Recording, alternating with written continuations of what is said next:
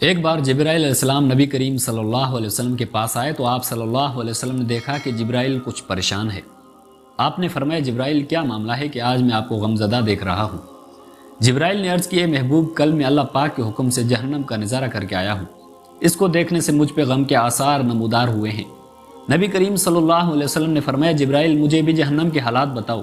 جبرائیل نے عرض کی جہنم کے کل 7 درجے ہیں، ان میں جو سب سے نیچے والا درجہ ہے اللہ اس میں منافقوں کو رکھے گا، اس سے اوپر والے 6 درجے میں اللہ تعالیٰ مشرک لوگوں کو ڈالیں گے، اس سے اوپر 5ویں درجے میں اللہ سورج اور چاند کی پرستش کرنے والوں کو ڈالیں گے، 4تھے درجے میں اللہ پاک آتش پرست لوگوں کو ڈالیں گے، 3رے درجے میں اللہ پاک یہود کو ڈالیں گے، 2 درجے میں اللہ تعالیٰ عیسائیوں کو ڈالیں گے۔ یہ کہہ کر جبرائیل السلام خاموش ہو گئے تو نبی کریم صلی اللہ علیہ وسلم نے پوچھا جبرائیل آپ خاموش کیوں ہو گئے؟ مجھے بتاؤ کہ پہلے درجے میں کون ہوگا؟ جبرائیل السلام نے عرض کیا اے اللہ کے رسول، پہلے درجے میں اللہ پاک آپ کے امت کے گنہگاروں کو ڈالیں گے۔ جب نبی کریم صلی اللہ علیہ وسلم نے سنا کہ میری امت کو بھی جہنم میں ڈالا جائے گا تو آپ بے حد غمگین ہوئے اور آپ نے اللہ کے حضور دعائیں کرنا شروع کی۔ 3 دن ایسے گزرے کہ اللہ کے محبوب مسجد میں نماز پڑھنے کے لیے تشریف لاتے، نماز پڑھ کر ہجرے میں تشریف لے جاتے اور دروازہ بند کر کے اللہ کے حضور رو رو کر فریاد کرتے۔ صحابہ حیران تھے کہ نبی کریم صلی اللہ علیہ وسلم پہ یہ کیسی کیفیت طاری ہوئی ہے، مسجد سے ہجرے جاتے ہیں، گھر بھی تشریف لے کر نہیں جا رہے۔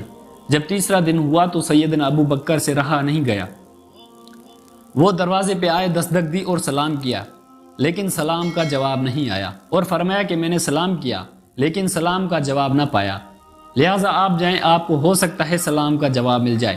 آپ گئے تو آپ نے 3 بار سلام کیا لیکن جواب نہ آیا۔ حضرت عمر نے سلمان فارسی کو بھیجا لیکن پھر بھی سلام کا جواب نہ آیا۔ حضرت سلمان فارسی نے واقعے کا تذکرہ حضرت علی رضی اللہ تعالیٰ عنہ سے کیا۔ انہوں نے سوچا کہ جب اتنے عظیم شخصیات کو سلام کا جواب نہ ملا تو مجھے بھی نہیں جانا چاہیے، بلکہ مجھے ان کی نور نظر بیٹی فاطمہ اندر بھیجنی چاہیے۔ لہٰذا آپ نے فاطمہ رضی اللہ تعالیٰ عنہ کو سب احوال بتا دیا۔ آپ ہجرے کی دروازے پہ آئی، ابا جان السلام علیکم۔ بیٹی کی آواز سن کر محبوب کائنات اٹھے، دروازہ کھولا اور سلام کا جواب دیا۔ ابا جان آپ پر کیا کیفیت ہے کہ 3 دن سے آپ یہاں تشریف فرما ہیں؟ نبی کریم صلی اللہ علیہ وسلم نے فرمایا کہ جبرائیل نے مجھے آگاہ کیا ہے کہ میری امت بھی جہنم میں جائے گی۔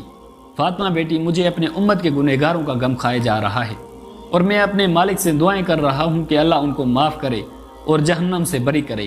یہ کہہ کر آپ پھر سجدے میں چلے گئے اور رونا شروع کیا، یا اللہ میری امت، یا اللہ میری امت کے گنہگاروں پہ رحم کر، ان کو جہنم سے آزاد کر۔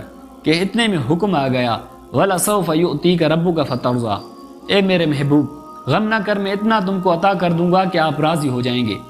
آپ خوشی سے کھل اٹھے اور فرمایا لوگو، اللہ نے مجھ سے وعدہ کر لیا ہے کہ وہ روز قیامت مجھے میری امت کے معاملے میں خوب راضی کرے گا، اور میں نے اس وقت تک راضی نہیں ہونا جب تک میرا آخری امتی بھی جنت میں نہ چلا جائے۔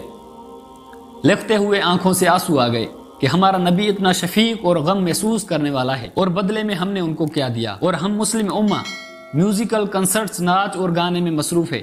یوں تو ہماری روزمرہ زندگی ویسے کی ویسی چل رہی ہے، مگر گاہے بگائے ایک خیال آتا رہتا ہے، ہائے فلسطین۔ ایسا شاید اس لیے کہ حضرت محمد صلی اللہ علیہ وسلم نے فرمایا تمام مسلمان ایک جسم کی مانند ہیں، اگر جسم کے ایک حصے میں تکلیف ہو تو پورا جسم بے چین ہو جاتا ہے۔ یوں تو مسلمان نام کا یہ جسم بہت کمزور اور لاغر ہو چکا ہے، مگر شاید پھر بھی کوئی جنبش باقی ہے۔ آپ کا 1 سیکنڈ اس تحریر کو دوسرے لوگوں تک پہنچانے کا ذریعہ ہے۔ میری آپ سے عاجزانہ اپیل ہے کہ لا حاصل اور بے مقصد پوسٹ ہم سب شیئر کرتے رہتے ہیں، آج اپنی نبی کی رحمت کا یہ پہلو کیوں نہ شیئر کریں؟ آئیں ایک شیئر کر کے اپنا حصہ ڈالیں، کیا پتہ کون گنہگار پڑھ کے رائے راست پر آ جائے۔